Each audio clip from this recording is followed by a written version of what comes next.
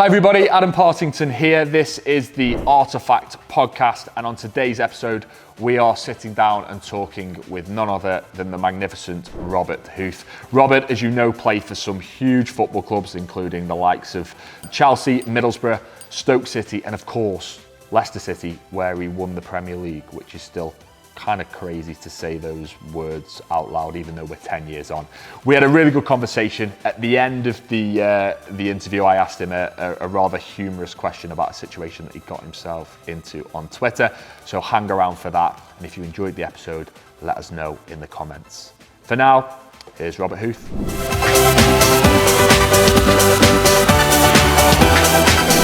Robert, welcome. Welcome to the podcast. Thank you for coming on, mate. Yeah, well, thanks for having me. Yeah, should be good. 40 now. Yeah. Looking good. Looking good. How are you feeling? Yeah, all right. I mean, it is what it is. Can't change it, can you? So it's, but you know, when you're younger, you never think you're going to get to 40, you know, all of a sudden you're here. So yeah, it's good. I mean, the good thing is all my mates are getting close. So I'm not the youngest. I'm kind of right in the middle of it. Are you out of your circle of friends then? Are you mates? How many of these guys played football professionally? A lot of your friends, you know, professional footballers? Yeah, a bit of a mixture kind of thing, but most of my mates probably are from outside of football. So yeah, we all getting a few more grey hairs, a few more wrinkles, and yeah, a few more aches and pains, but it is what it is, yeah. As you say, it happens to the best of us, and I suppose, you know, there's another way of reframing it insofar as you've made it to 40. Because sometimes the way you used to throw yourself about on the pitch, mate, I mean, it was touch and go. That's a good way of putting it, actually. Yeah, I made it to 40 rather than getting to 40, yeah.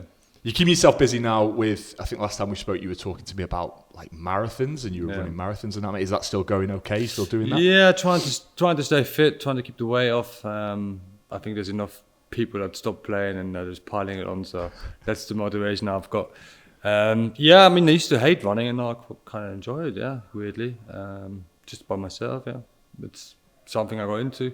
Didn't think I ever would. Even despised, you know, seeing runners on the road running, and now that's kind of me. So it's weird. So yeah, all good. I enjoy it, staying fit, and body's holding up. So why not? Do you are you particular about like what trainer you wear to run in? Because this is the thing when I speak to runners, like some guys are like, hey, listen, I can only wear Hokas or I can only wear Pumas. What's your trainer of choice? I'm definitely got into it, as in I've got quite you know, collection of trainers. Yeah, I mean, everyone's is an influencer now, isn't it, running? So I get to try loads of different trainers. So, but no, I'm not nailed down on one pair. I'm kind of just got 10 pairs, something like that, just so rotation. So it's good. And if memory serves me correctly, were you away running a marathon somewhere? Was that New York? Was it last time we spoke? Yeah, I didn't manage to do it at the end. I got a bit of a niggle, so didn't fancy with a niggle running that far. So hopefully next year, or this year actually. It's this year, isn't it? Yeah. It is kind of ironic how you've taken that on, given that it would have been a punishment in pre-season, right? At one point, I imagine, was that something that Pulis did? Like when you got back, you have to run loads. Yeah, I mean that changed. To be fair, when I first started, it was very much run as far and as long as you can, and then sort of as I got through the career, it kind of stopped. Yeah, with a bit more sports science and different methods, but yeah, certainly with TP, it was still the old school kind of running for the first couple of weeks. But it was great. I mean, everyone enjoyed it because it was so hard. So when you got through it, it was like anything is kind of possible. But like I said, after that, it kind of changed to day one pre-season, kind of just get the balls out and playing football rather than getting your trainers out. Well, we'll talk about Stoke in a little bit, but I want to take you back. Because I sent you a message. I think it was last night. I was watching some stuff of the season that you won the title with Leicester, which is iconic. Yeah. Maybe I think there's certainly an argument to be made that that's the biggest achievement, certainly of Premier League history, right? By any club, the way that you guys turned that around, and the guys watching this will remember the Chelsea game. When the Leicester side, there was footage online that the Leicester, you guys were watching the Chelsea Tottenham game, all huddled around in someone's living room. Yeah. I don't know whose living room was that. Was it? Yeah, it was Vardy's living room, or actually it was his house that we stayed. So, we all just got together and watched the game and hoping it was the right outcome. and Hazard scores and like someone's recording you and you guys just go wild. Yeah. So what was that party like? Obviously, as you can imagine, it was just nuts. But we had actually Leicester TV in the house because they were keen of getting it filmed. So the lads were a bit reluctant of getting filmed just in case it didn't sort of happen. Can you imagine how shit that would look? But we managed to sort of strike a deal with Leicester TV that it would only be released if we won. So it was actually the club itself that filmed it.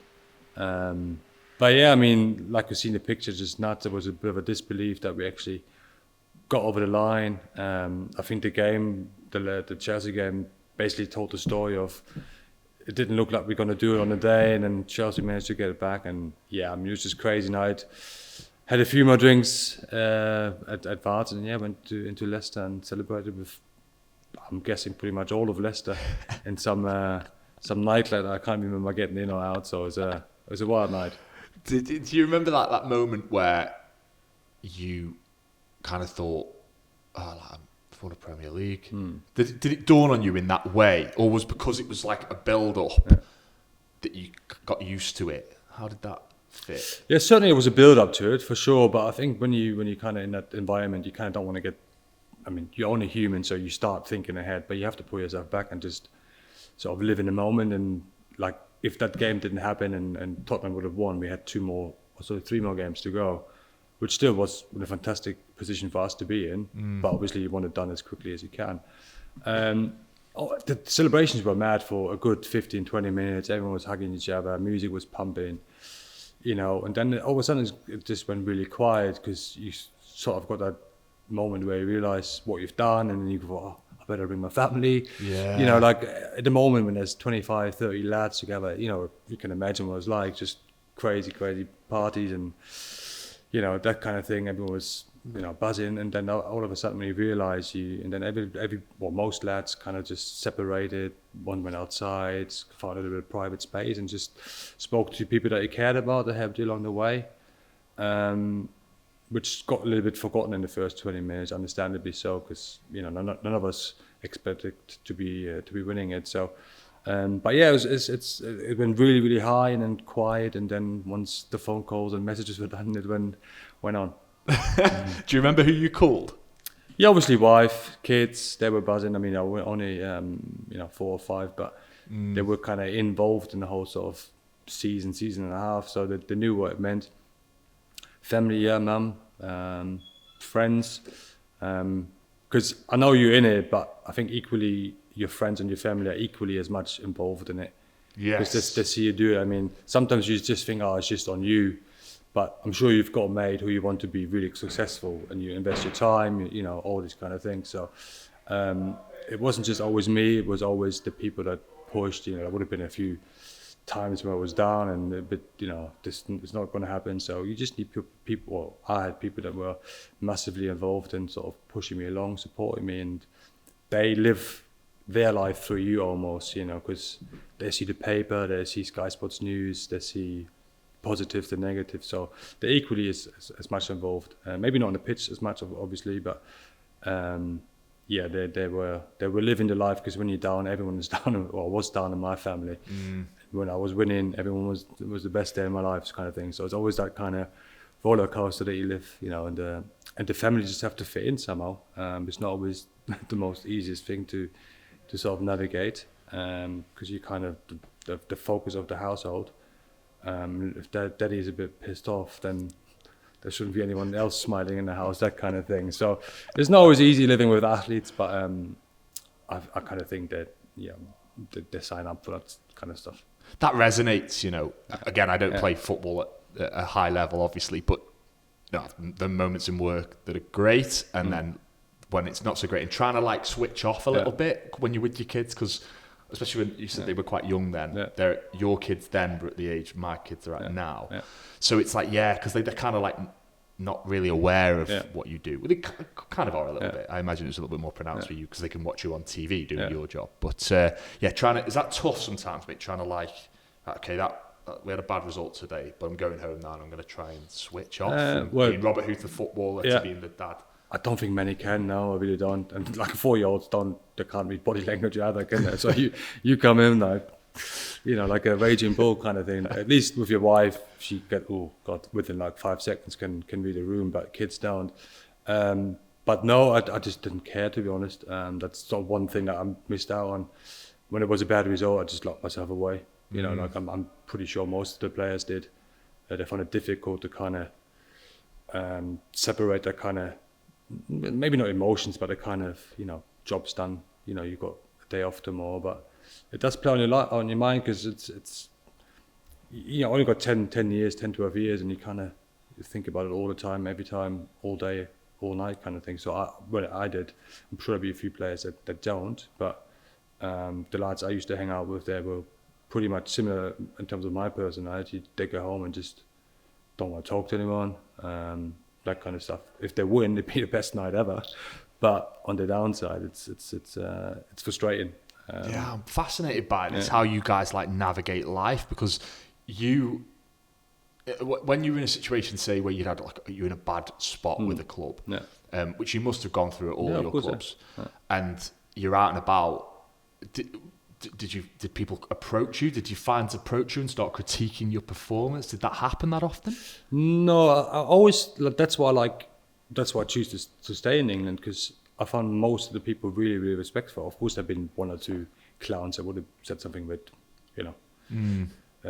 idiotic, but yeah. Although fairly brave, you know what I mean? Yeah, you're a big lad, aren't you? But I almost kind of. I like to. If I look back now, I kind of just think, if we lost, I didn't even get myself in a situation where people could criticize me, like going out, for instance, after you lost, or that kind of thing. I always think, like, if I was a supporter, I know players got their own lives and social lives, of course they have, but I just never liked the feeling of, losing 4-0 and then going out for dinner, and then it's just, what I mean, it's the dynamic, and it shouldn't be, like a supporter shouldn't have a go at you going for dinner after the game or on a Tuesday night, but I also get the supporters' point of view, that if they saw me having a great time, even though we lost 4 or 5 in a row, it's a kind of balance where you have to strike. I just thought, and to be fair, my wife and my family just went, whenever that was the case, I just went, we're not doing it, and they went, okay, fair enough, I can get it.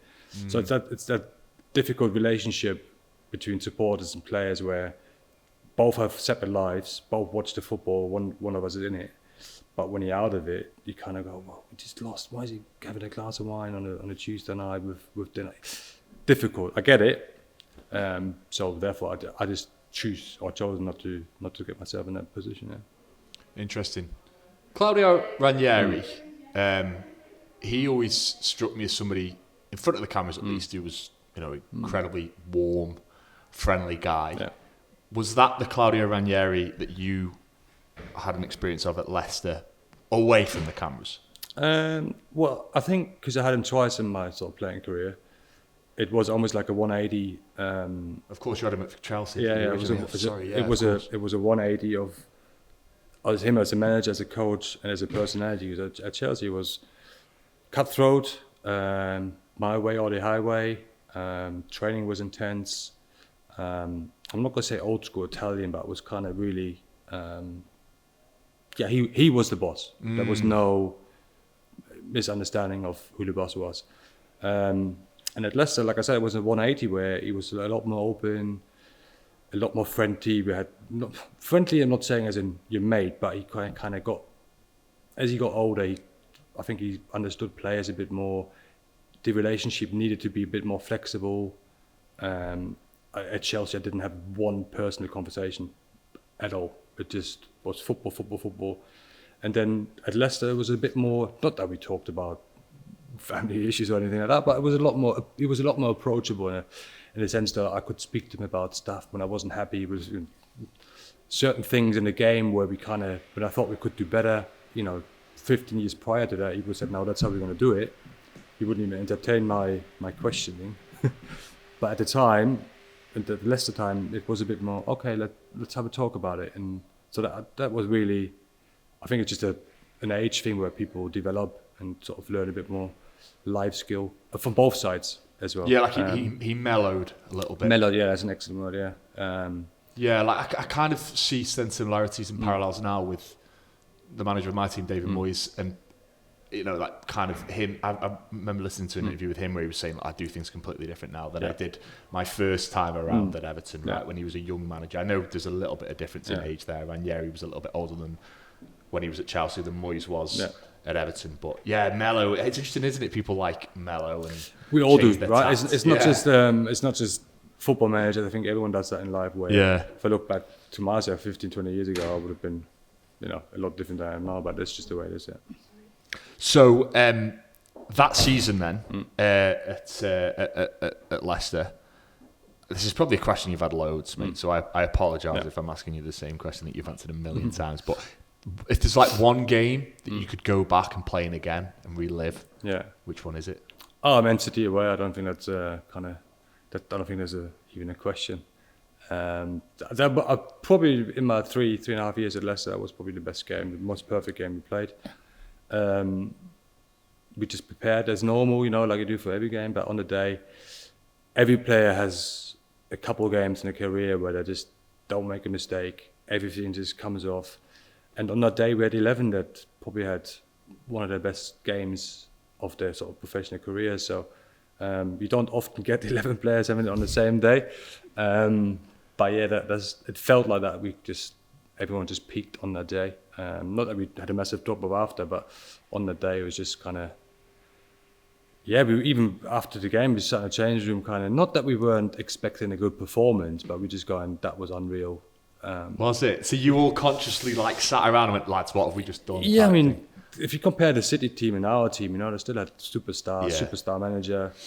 But yeah, not like I said, we're not surprised that we got a good result and we performed well. But like everyone was like, that was weird, because it was just in that kind of flow zone where you just did stuff without thinking about it, and everyone did the same, and everyone was on the same page.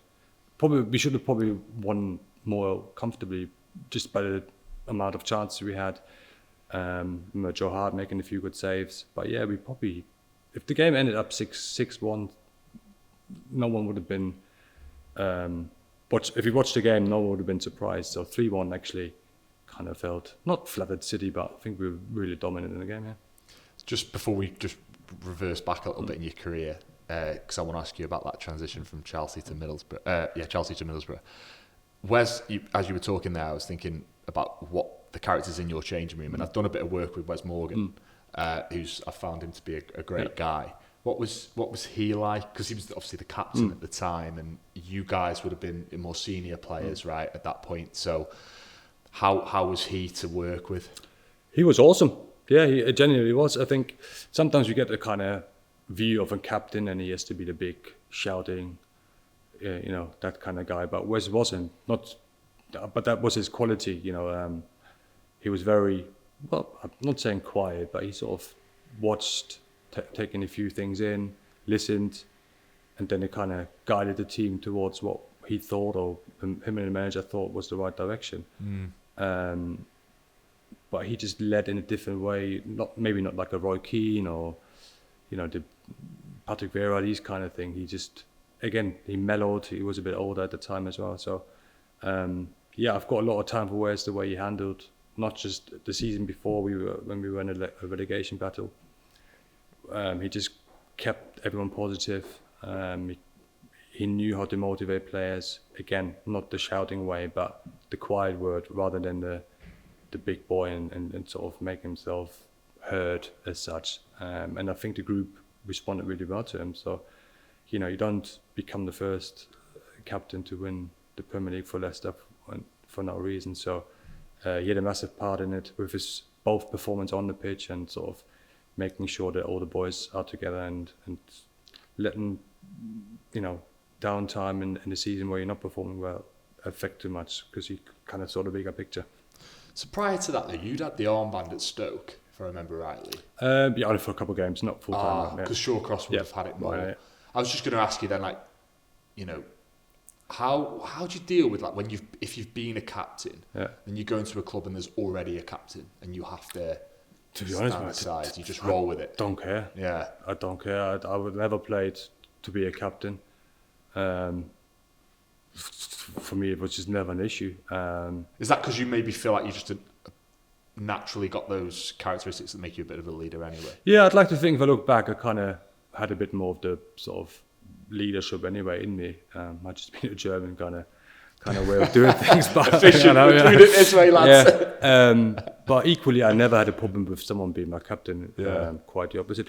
And managers sometimes pick captains not because of the kind of how vocal they are. They sometimes pick someone who they think thrives on it as well. So it's not always interesting. So sometimes you have 2 or 3 sort of natural captains in the team, and then you've got one that's a bit not too sure, but if you give them the role, then they then thrive on it. There would have been a few occasions in my life, in my playing career, where it happened where you already got 3 leaders, so they don't need the armband. They just do what they do. But you need a 4th or 5th. So sometimes that will be the case where the manager picks another player who he thinks thrives on the captaincy.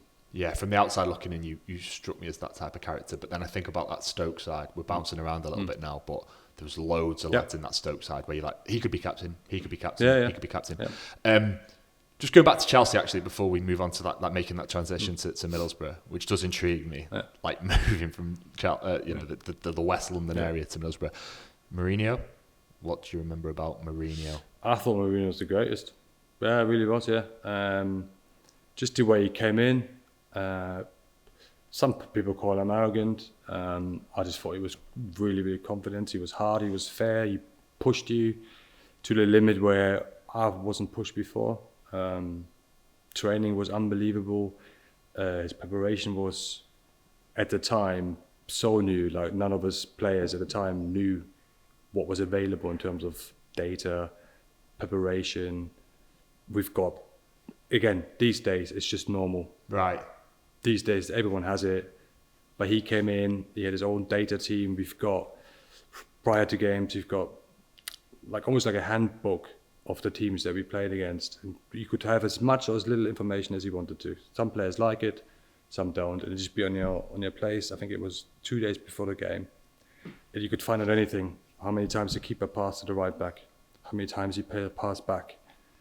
How many times one make a run there after he had the ball the right back? So it was, a good handbook. Again, some people read it, someone just put it in the bin. Did they? Well, of course. I feel like it'd be like, because if he's going to have his team do that work, Robert, would that not be mandatory that you've got to read that? Some players just don't like it. Some players just go, I don't need to, I've got it. Some, like myself, I loved it. I just read it. But I'm sure in your work, everyone works a bit differently than, you can't force everyone to the same. But anyway, it was there. And his attention to detail was just second to none. I know it was 2004, so a good 21 years ago now. So now everyone's got it. You see it on TV, but he had this group of people that he worked with, that he developed a kind of system where they figured it out. That's how we're going to play. And it was clever, and the lads bought into it. It was, like I said, it wasn't easy because he was very tough on you. You only expected the best, and you had the best team, so even when you just got 10 minutes, you'd work your nuts off for 10 minutes just so you get 50 minutes next game. So we developed this group where every play minute was vital. Whether you were John Terry, whether you Drogba, they were all droppable because there was someone else coming kind of through. And you had a good 3 years where they just peaked. I mean, defensive record the first couple of years was just sensational. That was down to Jose just drilling everyone to do it, along with obviously having sensational defenders with it. But it's that combination of great players, great management, and great coaching. Yeah, that side was joke. They were all Sometimes I watch a few games back, on Sky Sports and stuff like that. I thought, Jesus Christ, there's some big boys with some good talent. Were you like really gutted to leave? Yeah, of course you feel when you get sold, it's a bit of an ego kind of, it's not nice. It hurts your ego a little bit. But also I wasn't stupid. I knew that I had to go, so I was kind of split a little bit. That didn't make the sort of starting level at Chelsea, but then when I left, I looked back at the time there. I said, well, that's a starting point. That sort of 5 years I was there, or 6 years, I developed, and I just sometimes it's okay not to be the best. It's kind of the players that were in front of me, they were just better, and I sort of think from that point of view, for me to leave, it made it a little bit easier, because I don't think I would have got in even if I stayed for another 2-3 years, because they were just 4 years ahead of me. England, France internationals, Portuguese internationals, so it would have been. I would have liked to stay, but I don't think I would have developed as a player anymore. I just need to get out. So. Do you remember that conversation with him when he said, like, you're on the transfer list, or does it not work like that, Robert? No. No, it wasn't. You are in a way just an object in a club, so you are tradable, aren't you? Yeah, but did he not say, hey, look, miss, thanks for you, No. You just go? Yeah, you literally get to your locker, get your stuff, say your goodbyes, and that's it, yeah. But I mean, not just me, it happens to pretty much. I know, okay. That's just mental. Like, I mean, it's mental to me. It's not mental to, obviously, footballers, they're used to it, but... Yeah. Did he not just call you, hey, Robert, listen? No. I never. I mean, the only one who did it was Gareth. He wrote me a letter when I left. Oh, that's sweet. Yeah, but not everyone takes getting sold easy, like as good as I have. Some players would be a lot more confrontational and might end up in a fight. And go and see him. Like, what are you doing? You're sending me up to Middlesbrough. Is this a joke? Yeah. I've done well for you. All that kind of thing. You can imagine, can't you? If two characters crack. I can't, mate. So you kind of need to have a bit of that space where.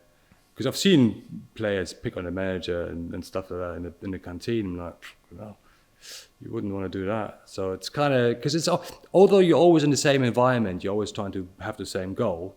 Individually, it's not. Unless you're top of the league and everyone's happy.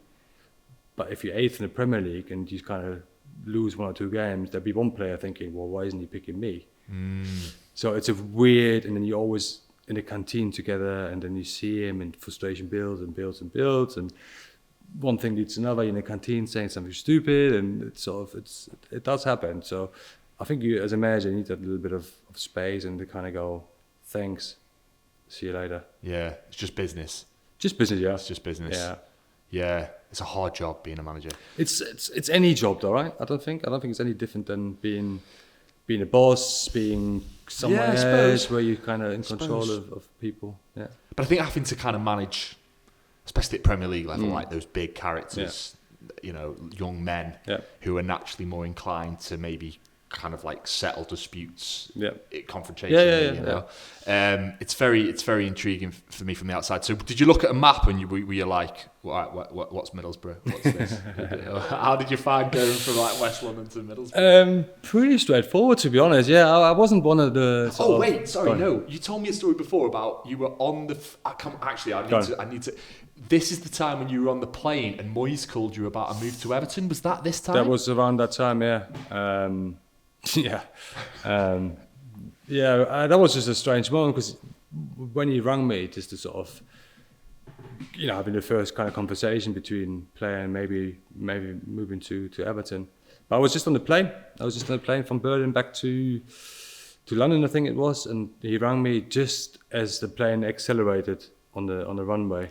So I just picked up, because I knew it was him, and I just kind of said, listen, I'm just about to take off. He must have just taken it as a fuck off, I'm not interested. And so I hung up, and then but by the time I landed, he signed Julian Lescott. So I don't know what the dynamic was in a 2-hour flight, but he must have just thought I'd binned them off, which wasn't the case. I was just on the runway. Yeah.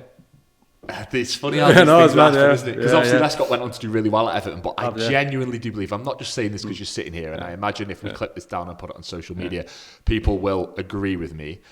But I actually think you'd have slotted in very nicely to an Everton side back then under Moyes. That industrious kind of like hard work, physical, also talented, right? And I could see it in my head, you alongside Phil Jagielka.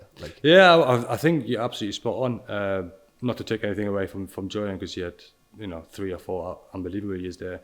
And just to touch on it again, I think every time we played Everton, I went off the pitch thinking that was a proper game. Like win, lose or draw, it was always, they never gave up. They gave it as good as they got. They were good.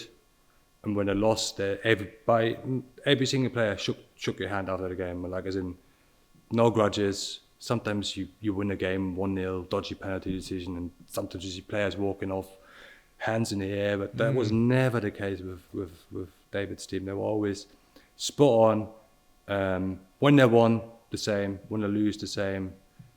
And it was always a good game. All the 11 players on the pitch gave it as good as they got. So, it would have been great to play for Everton. But these things, it worked out okay. So it did. And this isn't a podcast about Everton and David Moyes. It's a podcast about you, mate. So you obviously then, you had a decent time at Middlesbrough, and then you got that move to Stoke. Do you realise how much the Stoke fans hold you in high regard? And that's like a strange question to ask you, because you're going to be like, yeah, of course I do. But they genuinely do, Robert. Yeah. I think you're up there. If I mention you to Stoke fans, I've never heard a Stoke fan go, oh yeah, they never really rate that Robert. No, they all love you, mate. They all love you. Do you know that you get a really warmth, I think, from the fan base there? No, I do. I mean, I regularly go back to the ground and stuff. So yeah, I never get any grief. Far from it. Still ask me to put my boots on now. Clearly, they haven't seen me kind of play football for the last couple of years. So I don't know the way they're going, mate. I think you'd do all right. If they thought I was slow when I was playing, I have no chance now. So it's no. Even I still got great connections to the club. If I ever need a couple of tickets or just anything, just to go into training ground, see how they do. They're so open. The best time I had certainly playing wise was at Stoke. Just everything fitted in that time for 6 years. What, do you put that aside from the Leicester? No, in terms, obviously the outcome was awesome at Leicester, so nothing to take away from that at all. But just in terms of where I was physically, my boys were born, I was, 20 minutes from the training ground, 20 minutes from the stadium, everything was kind of, I was just starting everything there kind of thing for 6 years. I was playing pretty much every game, doing really well, getting a couple of call-ups for Germany, still were kind of doing that. Got to cup finals, played in Europe. I didn't have any injuries pretty much to sort of the last 6 months. Played every game, what wasn't to kind of enjoy. So that was just, I look back, like just little venture into Europe as well. Yeah. Which was massive for this area. I mean, we're not too far from Stoke here at the Wharf here in Stone, and that was huge. Yeah, huge. Stoke are in Europe. Yeah. It's incredible, and you were such a likable side. Yeah. Like I think, it depends on who you supported, I suppose. But if you liked football played in a certain way, a lot of fans. I don't know. There was something at least humorous about, about Stoke. They were intriguing. Yeah, I mean, we had teams come here and I just didn't have a clue what was going on. Certainly in the European sort of early qualification stages, they just thought they'd come into an English team. I'm not sure whether they're prepared properly or not, but it was basically an easy win without sounding like a knob. But the sort of qualification games to get into the Europa League was a walk in the park. It really was, because we played with so much intensity. Balls coming to the box. We had a Swiss team. I think we had Split coming. You had Split. They were mental. Their fans were mental when they came here, tore the place up. Did we have a Turkish side as well? Yeah, you may have done. I remember Split. Yeah, I think we played 3 qualifications. I might be wrong, but I think it felt like 3. And the home game was just a banker. Set us up for the return game. But like I said, it was comedy because they can't win a football game like this. But it ended up being a comfortable qualification, and I think throughout the sort of group stages we did really, really well. And then obviously we lost to Valencia, who were just a step too good for us. Which but when we lost, I didn't walk off the pitch thinking, "Oh, we had a chance." They were just a bit better than us, and disappointed to go out in the quarterfinals, but there are some teams that are just better, and that was over the 2 games that was the case. Yeah, that was an amazing time, I think, to be a Stoke fan. Yeah. Why did Arsenal always struggle when they came to the Brit? Yeah, I don't know. It was polar opposites, I guess, wasn't it? Equally, we struggled when we went to the Emirates. I don't think we ever got anything out of there. I think we always got a fairly comfortable loss at the Emirates. I don't think we ever got anything out from there. They were just on the big pitch. They were brilliant with the pace, with the ability they had, and then you spin it around. They went to the Brit pitch a lot smaller. We managed to sort of close the space down a lot more, and managed to be a lot more closer to the players. And obviously, with Emirates being so big, the set pieces weren't that important for us there, because we could just, for Roy, we just throw the ball in, or corner kicks. We just didn't get that many because they were so good on the ball. But them coming to the Brit, it was reverse, and we absolutely, we had an unbelievable record against them, to be fair.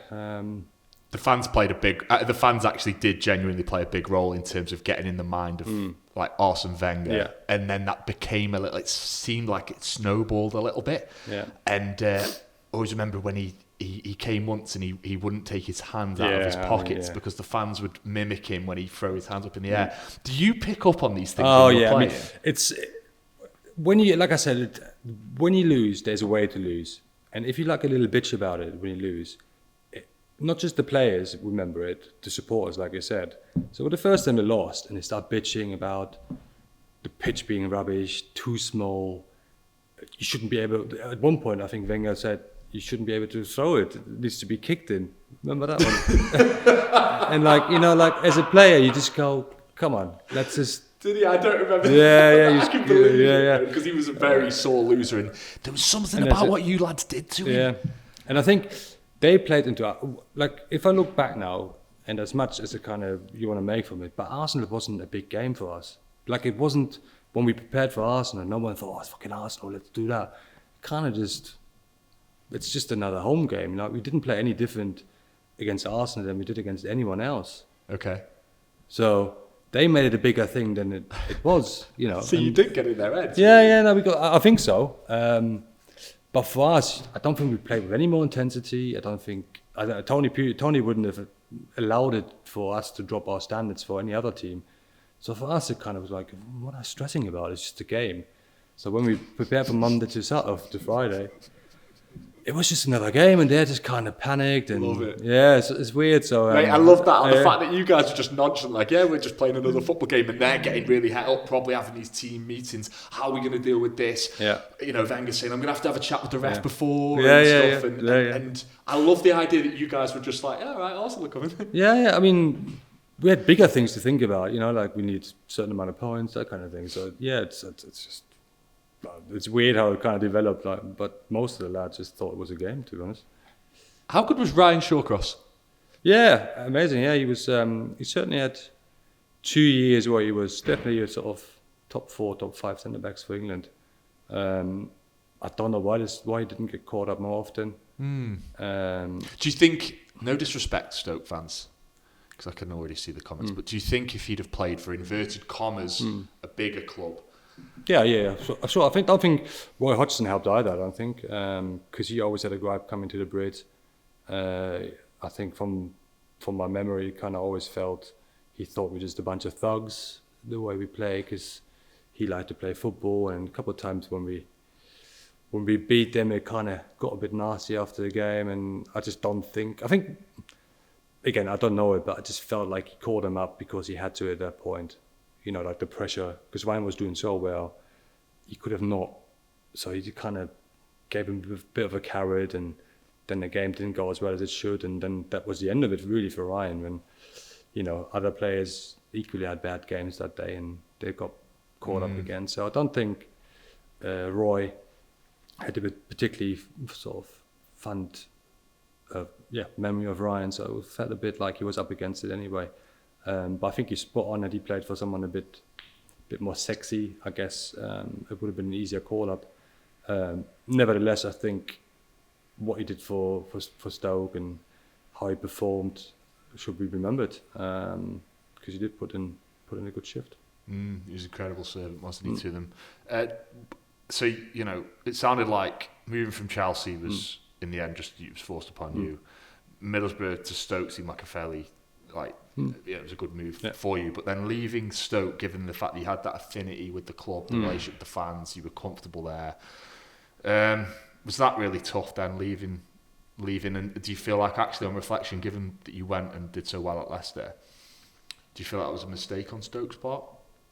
No, absolutely not. No, I don't think it was a mistake at all. Again, I'm not one of them to kind of be sad about it. I'm quite realistic, and I think when I picked up my injury, first part of 2015, when I was out of the team, the club just got better. The performances were better. They brought in a couple of different players. Mark Huth came in. I just couldn't get back into the team, and kind of, as great as the first 5.5 years were, I kind of around 31, Stoke are going this way. I'm not in the team. I'm getting a couple of substitution minutes to come on and sort of, if you're winning 1-0, sort of to defend. But I was just realistic, and I think, moving away was a good decision for anyone, because I think I had 1 year left. You're not getting more expensive the older you get, do you? So kind of flogging an old horse kind of thing. I really like the realism though. Yeah. Like, honestly, I think it comes natural to you, Robert. But an observation is like, I know this is, I can believe every word you're saying. Like, you probably were just like, look, as you said, you made that kind of rational observation. Stoke at the moment are going this way. Mark Hughes is coming with his new ideas. I'm not getting any younger. I've had these injuries, so actually it's probably the right time for me to move on. But that, I feel like that's quite rare. I don't feel like, I feel like there are lots of players out there that there's certainly hold a bit of a grudge. I think there are definitely a few players that kind of feel not the club owes them anything, but they do think the club owes them anything, just for whatever reason. But I never got into that thing. Tony Scholes, who was I think CEO at the time, he was brilliant. He just said, Rob, if we get something suitable, because I know Mark Hughes was a little bit reluctant to let me go to another Premier League club. Was he? Yeah. Were you aware of that, mate? Yeah, just I had a chat with Mark, and he was like, I don't really want you, because it's this weird thing where managers don't want to let other players go to different Premier League clubs in case they scored a winner and then Stoke be underneath Leicester, and it looks bad. He was right about that. But realistically, I'm a defender. I'm not going to score 15 goals and get us up the league. Do you know what I mean? So he was a little bit reluctant, but by the last week of the winter, Marco has kind of head around it. Tony was brilliant with me and Leicester, and it was done pretty much. Over a day or two, and went over to Leicester. I was sad leaving Stoke. I'm not going to sit here and go, it was a piece of piss. But you go in, you again open your locker, get your boots out, get your shin pads out, black bin bag over your shoulder, and then you leave. And then the next day you walk into different change rooms. What is it with the black bin bag? You guys, because you've got lots of shit there. You're not skin, you footballers. Why didn't you just have buy a whole? Why didn't the club give you a nice little bag to take it away? I always hear about this black bin bag thing. No, they're too tight. No, because most of the time it happens really quick anyway. I jest, yeah. And you've got it's just funny, these footballers just getting a black bag. Well, because you've got so much shit in there as well. You've got months worth of boots, shin pads and all that kind of stuff, training gear. So it's just easier to throw it in over your shoulder, back of the boot, and off you go. What do you do with your gear? As in, so you got that Stoke gear, but you go to sign for Leicester in this case. Do you just give it to people, or do the club take it back? How's that work? No, they won't take it back. No, I just give it to family. Yeah. No, my kids wear it, to be fair, some of the old stuff. Yeah. Do they? Yeah. Because there's good stuff in it. It's like, mate, I need that stuff. I work in the memorabilia space. I always get footballs. I'm like, have you got any of your stuff? No, we give it all away. I'm like, that's probably a bit valuable now. My stepdad's got all the old, still wears it now, the old Stoke stuff, and the kids got my Leicester stuff now. Yeah, so I keep most of it. Yeah. At that point, did you get any offers from Germany? Because I just think it's intriguing how you play for the German national side. I think you're the only German player to never have actually played in the Bundesliga. Yeah. Did you ever get tempted to go back to home? I've had a few inquiries, but just nothing kind of concrete. Germany at the time as well, they probably didn't have quite the finances to kind of, not that I was on stupid money, but I was getting paid well. So Germany kind of developed into got a bit more money now. The league, the clubs got more money. But back in the day, 10 years ago now, or 9 years, the finances were a lot different. There weren't many players going from the Premier League genuinely back to mainland Europe, simply because the Premier League was paying so well across the Premier League, not just me, across the Premier League. So it was more the case of the European players from France, from Germany, from Italy coming this way because the pot was a bit bigger. Now it's a bit more different, and with Brexit and things change. But back then it wasn't really a thing. Have you got a German team? No. Who's your team when you were growing up? Probably Union Berlin, probably. Being a Berlin lad, but I never really got that fixation on a club. I just watched football. Whether it was Bayern Munich against Dortmund or Union Berlin against Werder Bremen, I just watched football. I wasn't kind of narrowed in on one particular club. Even growing up as a boy? No. That's interesting. Yeah, I'd be surprised how many that not. Yeah. No, you just suppose it's a love for the game that you're playing, and that you view it in a different lens. Like you're in it, it's your world, isn't it? So I get it. Yeah, that's always intriguing to me. So just quickly, because I don't want to keep you for too much longer, but those cultural differences between the Germans and the English at a base level, not necessarily on the pitch or in football context, but how did you find that moving here and being surrounded by Englishmen or Brits? Great. I'm married a Brit, so can't be that bad. The main thing I would probably say is timekeeping. That's the only kind of real thing where I go, what is going on here? Why are we so different? Because we don't have the word "ish." Okay, is that not a word in German then? No. No. So when you say today 12, it's 12. And then, but most people that I know, they just go, ish. I'm like, what do you mean ish? So, certainly, because I also grew up in the sort of post East and West, so it was very, on time is late. Okay. On time is late? On time is late. It's not the weird German thing where if it's 12, you be there 10 minutes before. That's just the way I've been brought up. So when I first came over, it's like, I'd just be sitting there, it's like 10 past 12, where's everyone? And then just stroll in and it's like, yeah, relax, it's an ish. I'm like, what's ish? So that's the only real thing. In terms of everything else, I think it's pretty much, that's what we all get on. Yeah. I know we've got the rivalry for football and 66 and was it over the line, but deeply when you got German fans and English fans together, I think they're spot on. I think we share the same values. I think we both like beer. We don't like stodgy food. And that's it. We're not too. Neither of us are really too flamboyant, right? No. I work on the continent. I work with a lot of Europeans at the moment, and I find a lot of synergy between the Germans and the Dutch. And Brits, I mean, right? They're very similar culturally. Yeah. Originally, I think genetically similar people. Anyway, Germanic people. Yeah. So a very, very intriguing stuff. Yeah. Mate. I mean, the only thing is, Germans are probably a bit more straightforward. I think that's a bit more. I think some English people go like, he's being rude, but apart from that, it's pretty much, the same, I guess. Yeah. I'm glad you said that because before you turned up. Before. I said to Tom before you turned up, I said, Robert's going to be, and he'll be here on time because he's a German. Yeah. But we are better at football, so that's probably the biggest kind of difference. Right, moving on. No, just finally, mate. Again, I got to say, I really appreciate you giving me your time today, mate. It's been highly enjoyable and really insightful. So, are you getting on with retirement now? Yeah, certainly it's been a bit of a change, but I just like doing my own stuff. It's really simple. But by the time I finished, I just could not stand people telling me where to be, when to be, how to be, what to eat. So I kind of was, done with being that, and just I do what I want now, which is great. Really fortunate to kind of do it, but I just don't want to be reliant on anyone. So if I feel like putting in the work for a certain amount of time, then I do it.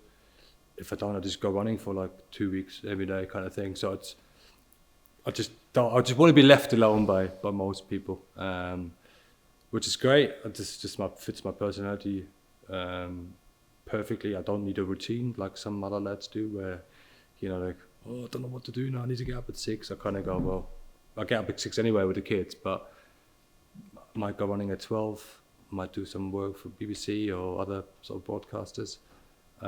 Just do a bit more football, do a bit of in and out football, that kind of stuff. So it works for me, works for my personality, and I certainly, the football bubble is so intense, especially the playing side is easy because you just rock up and put your boots on and train. But now, if you were to step back into a football club full time, it's I know John Walters, and he's staged about 20 years, because it's so intense. Right. It's from 7 till 11, and agents don't care what time of the day it is. They want the player moved or the pay rise or why isn't he playing. So it's like kind of really intense. And at the moment, I'm just not prepared to kind of go back in full time where it's so intensive. Could you see yourself going in some kind of role? I mean, I know you've done some work for Leicester. Are you still doing that with the loan stuff, or that's finished? That's finished. Yeah. So what is the plan now? I mean, I heard you on Talk Sport, and I thought you were great. And I actually read the comments underneath on YouTube, where people were like, Robert needs to come on this more often. Yeah. And I heard you as well. So I saw you went into the studio, and then you did that clip with, I think, Ali McCoist and Alan Gill in the morning. Went down really well. So I think, mate, just an observation after an hour we've spent talking here. Yeah, that's a great. Yeah, it's fun as well. Yeah, and some gigs are better than others, but I mean, it's good to dip into the football, and then when you had enough, get back out. Because so no management then? I don't think so. No, not at the moment, because it's just, you gotta love it. You gotta love football after football, and I just don't love it as much as other players do. To finish playing, go straight into coaching or managing. It's like, no, that's not me. There's so much self-awareness there. Like, again, that's another thing that kind of like backs up what you said in this interview. It's just being aware enough to go, do you know what? It's not that I don't like of course you're still you're a footballer, you've got a great affinity for the sport, but I don't want to be in it every day. I don't want it to consume my thoughts. And there are people out there that do and are happy to live that life, and therefore you're like, well, go for it. Yeah, absolutely, go for it. I mean, if that's the rewards are massive, from the playing days. If you then be a Premier League manager, you earn silly money again, but it's at what cost, isn't it? Because, most players that I played with at my age now, they all have kids, sort of teenagers, maybe a bit younger.